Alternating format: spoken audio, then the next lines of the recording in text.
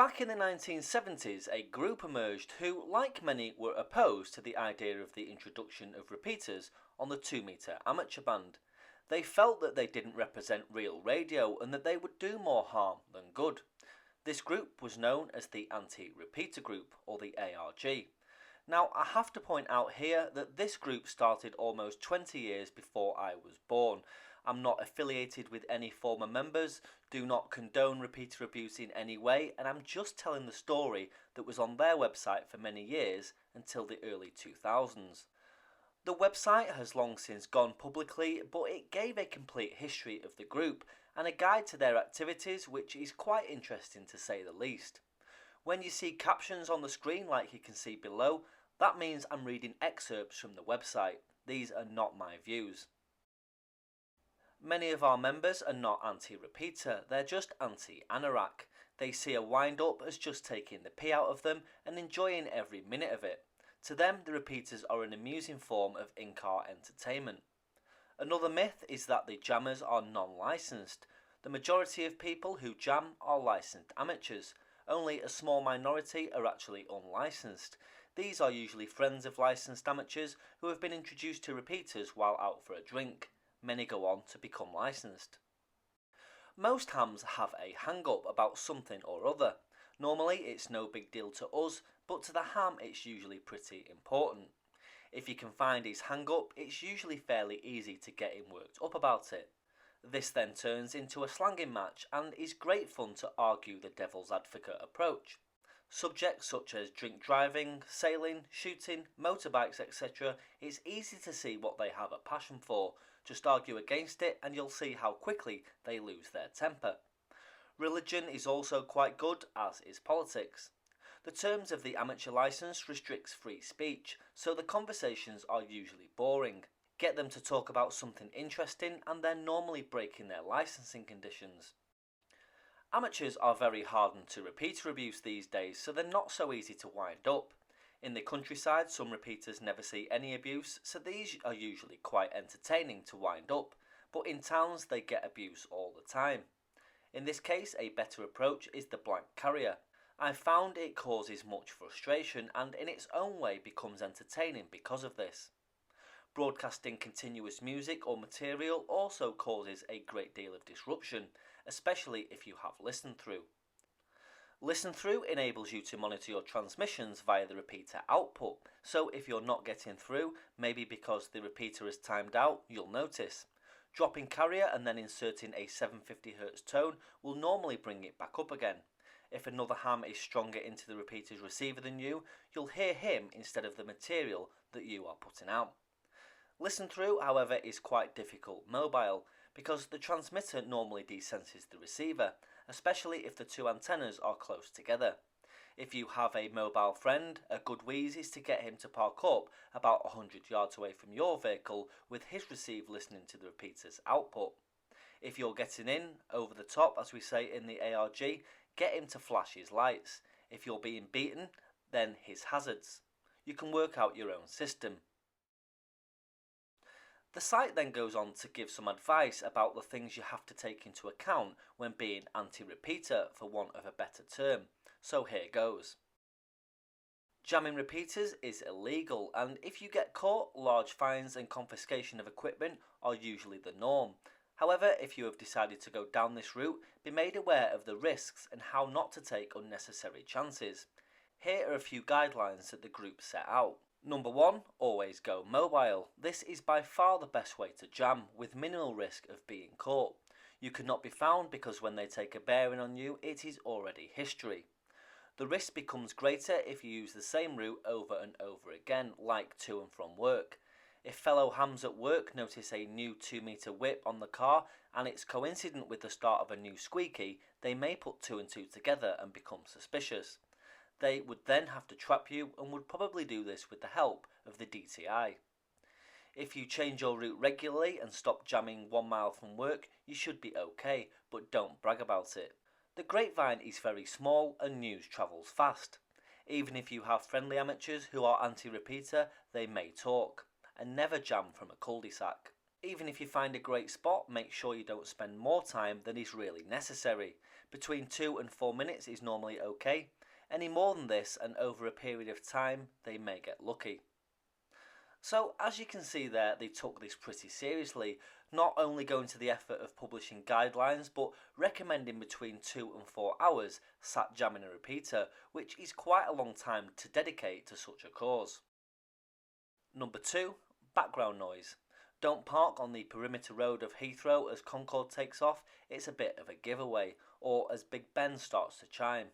So there's a clue as to the age of this guide. Concorde has been grounded since around 2003, but in the 1970s and 80s it was a regular sight at airports such as Heathrow. Number 3, dubious locations. If you do park up, make sure your vehicle does not look suspicious. With the activities of the IRA, people are being increasingly vigilant. Make sure your vehicle does not attract attention by standing out like a sore thumb, and try and keep antennas small. Number 4, disguise your identity and views. If you are already a licensed amateur, you may have a very characteristic rig. If your views are already known, it doesn't take a genius to put 2 and 2 together. If you must talk, use a squeaky voice or play music or even a blank carrier.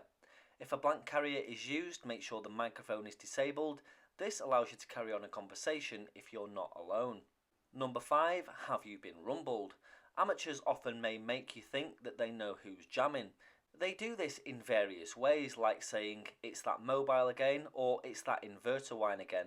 Don't be put off. If they knew who was doing it, they would give your name, call sign and address in the next breath. If this hasn't happened, you're pretty safe. And number 6, never jam from home. This is self-explanatory and the reasons are obvious. I have been called by friends who have the DTI and police already on the premises. They will take material they believe is being used to jam the repeater, tapes etc. They will search the premises, and if they find a transmitter on the premises, whether or not it is installed, they will take it and use it in evidence, and you'll not see it again. Plus the fact that the police are no longer independent in this kind of situation.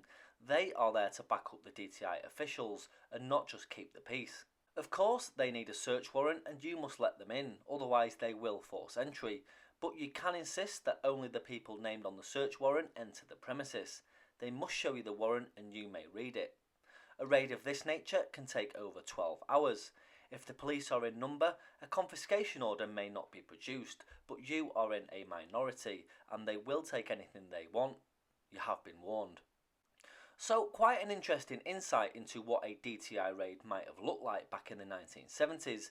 Of course, these continued in the same way for many decades and rarely ended well. Okay, so you've been caught. Maybe you've spent the night in the cells and made a statement. Now you've done it, no way out, you've tucked yourself up like the proverbial kipper. Rule number 1, say nothing, do not make a statement and be prepared to sit tight. Make a phone call to a friend or fellow member and tell him what has happened. He can then appoint a solicitor on your behalf who can plead habeas corpus and get you out on police bail. The nature of the offence is that someone has to say that they physically heard you operating a transmitter and simultaneously heard your signal on the repeater causing interference. The nature of any tape recording they will have made will establish whether or not it was deliberate. Your solicitor should know what to look for in finding legal holes in their case. Your defence is that you were frightened to say anything in case it was misconstrued. You had never been arrested before and didn't know the system. When you are cautioned by the police, they will ask you if you understand the caution. You may answer yes to this and confirm your name and address. There are many police tactics used to get people to talk, even if you're convinced they know everything. The bastard and the nice bloke, banging you in the cells, etc. Be prepared to just sit it out. If you remain intransigent, they will get pissed off sooner or later and finally let you go. Be polite, even to the bastard. Don't be led on. No comment to every question. They have to prove their case, not the other way round. So, as you can see, these incidents were taken very seriously indeed. After all, if you were jamming a repeater or a particular frequency, you were breaking the law, and this wasn't looked upon lightly. The website then went on to discuss the DTI's involvement in a suspect's capture, and it read as follows. The more time you spend in a police station, the more money it's costing the taxpayers. The more resources the police and DTI put in, the more expensive their escapades become. When it's reviewed what has been the upshot of their efforts, usually a fine that would not cover their overall costs. Court costs, yes, but not departmental costs such as petrol and overtime. You are not a murderer or even a dangerous criminal. You are not fiddling the taxpayer out of millions. And they are not interested in squabbles between radio amateurs as long as you leave other frequencies alone. The other reason is that amateur radio is not a great source of revenue compared to taxis and commercial, television and business licenses. It is just a hobby, although some hams would argue that repeaters are useful for emergencies. This is not a big country and a phone is never far away when one has to be found, especially now we have cell phones or somebody with a cell phone. For the time it takes to relay a message via a third party, it would have been quicker to find a telephone in most cases. A custodial sentence, as far as I know, has never been given to a person convicted of jamming repeaters. A first offence is usually a fine and revoking the amateur radio licence if you have one. You may not even lose your transmitter. So, just to clarify, the views in this video are from the authors of the ARG website and not mine. Now, this is where things get interesting, so let's go back to the website. The repeater defenders are a militant breakaway group who had decided to go one step further by causing physical damage to repeaters. This was understood but never endorsed by the ARG. To date, their activities included the burning down of GB3SN and the cutting of the antenna cable of this repeater twice. They also were involved in physically removing GB3WL from its location at Hillingdon Hospital, although I believe it was eventually found in pieces, and other criminal activities. Nobody knows who these people are and where or when they may strike next. Not all of their work has been publicised by amateurs, and it is believed that they are still active today. The repeater defeaters are an extremist group and as such are completely separate to the ARG. The ARG justifies itself and has to in the following way. Although communications through repeaters are disrupted, there is no physical evidence, except maybe tape recordings, that anything has taken place. Nobody goes away with a permanent loss, either of property or life. I have spoken to a repeater defeater who argues his case along the same lines as the IRA. Hit them in the pocket, he says. As long as nobody is injured, damaging repeaters costs the repeater groups money, so we hit them in the pocket. This hurts them more than just jamming. People who jam repeaters just increase their resolve to keep them. In a way, I suppose he's right. A repeater in the north, I forget which, has been turned off permanently, and the repeater working group has been disbanded due to lack of interest. If this repeater had been jammed, it would have at least been used by the people jamming it, and caused unnecessary attention to the repeater itself, probably making local users more determined to get through. So, some quite serious actions by the repeater defeaters group, a group that I'd never actually heard of until researching this video. As for the repeater in the north, I have no idea which one this was. I'd assume it was somewhere in the West Midlands, which was a hotbed for this type of activity back in the day. Another part of the site was how to jam when you're drunk. It read, a few bevies seem to have the opposite effect on most people to the effects when driving a car. After a few pints, instead of being proverbially all over the road, you become very quick thinking, and winding people up becomes second nature. To any insult or one-liner, a reply becomes easy, and throwing the ball into their court very simple. Some people are naturals, after all, it is a skill. Some people, however, need education. There's nothing clever in telling people to F off, and usually this is water off a duck's back. The skill is in getting their confidence and then destroying it, building up their ego and then blowing it away. Use a false call sign, G3DOG, the name is Rex and the QTH is barking, or the name is Axel and the QTH is Grease. They bite every time, especially the old school. Everyone else is usually in hysterics, and when they realise they're the butt of the joke, they get abusive. This then becomes a bigger wind-up and they get more and more abusive. Keeping it going is a skill, and if you add more alcohol, you're away, and this can wind a repeater up into the early hours of the morning, especially on a weekend. 11 PM pub chucking out time, and they may also be drunk. This means that they're easier to wind up, shorter tempered and louder mouthed. Obviously, with the drink driving laws the way they are, you must be careful. I found that if you're driving through country lanes and small villages, you're pretty safe. Towns on the other hand, and London in particular, are very risky. You have to choose your area bearing this in mind and your route accordingly. The type of car you drive and how you drive it may also attract attention. In the early hours of the morning, cars that are stolen easily are the ones that attract the most attention by the police. You can also listen in on police frequencies in your area, usually on VHF in and around London and UHF for the rest of the country, although some police use VHF outside London and some use both. Again, surveillance of these frequencies can always be useful to let you know if they're bored or not. If they're busy, you can relay their messages through the repeater. This winds the hams up into a frenzy and doesn't cause any problems to the police communications. Now, I won't go into the rest of this page in the video due to the nature of what it went on to discuss. It's nothing major, but just not appropriate for this video. So that is the content of the website. There was also a couple of newsletters from 1976 which I managed to salvage, so I'll just talk you quickly through some of the highlights. Welcome to the very first edition of the Anti-Repeater Group newsletter. This issue is being published to coincide with the first major event in this year's amateur radio calendar, the VHF and UHF convention at Brunel. But first, a word about what the ARG is all about. The ARG is a band of dedicated people, both male and female, and usually call sign holders, who are determined to ensure that 1. The repeater GB3LO is used for one of its intended purposes, i.e. mobile to mobile working. 2. That people who disregard this rule are jammed.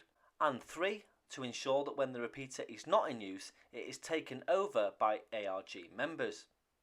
They will use it to relay the song Convoy by C.W. McCall, which is all about truck drivers in the US of A, using citizens band sets and CB jargon.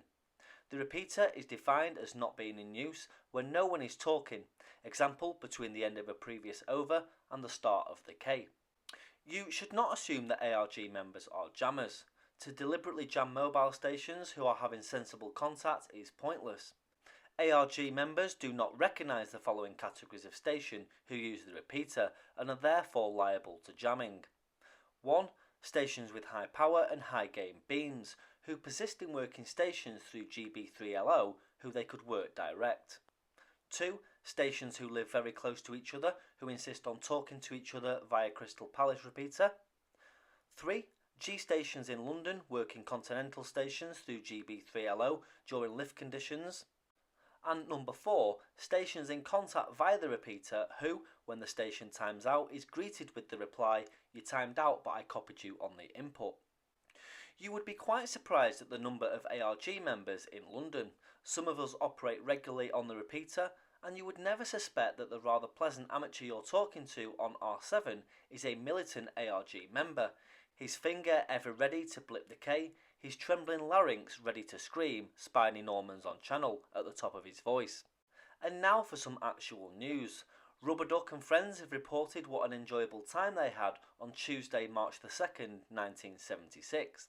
Apparently, after drinking most of the evening, they decided to do a few laps of Crystal Palace and ended up staying down there until 2 o'clock on Wednesday morning. After dominating the repeater for 4 hours, they decided that their sides were aching too much with laughter, so decided to head for home. The team consisted of Rubber Duck, Pigpen, Super Crud and the driver, who shall remain anonymous.